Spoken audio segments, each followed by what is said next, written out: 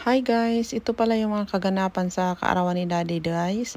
At ayan, pinaghanda ko siya ng beef stick guys. At hindi ito beef stick Tagalog. Ano ito yung parang English style na ano siya, steak, ganun. Marinated pala ng buong magdamag yung beef na yan guys para masarap. Then after iprito mo lang siya sa butter na mayroong garlic, or pwede mo rin siya lagyan ng rosemary after. And then, after nun yung pinagprituhan mo ng beef, ilagay mo na rin yung mga mushroom. And then, timplahan mo siya ng Himalayan salt and paminta. What did you done to the club? Biscuit.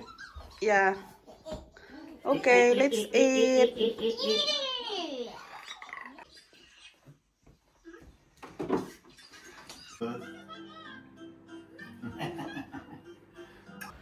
At gumawa na nga rin ako ng mashed potato with gravy and peas and chocolate bread and cake and spaghetti.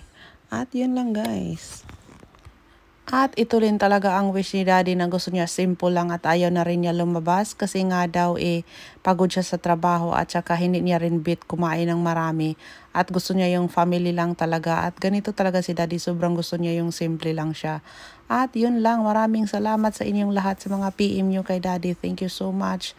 At sa mga nagbigay ng gift, thank you so much. Bye, hanggang sa muli. Thank you, bye.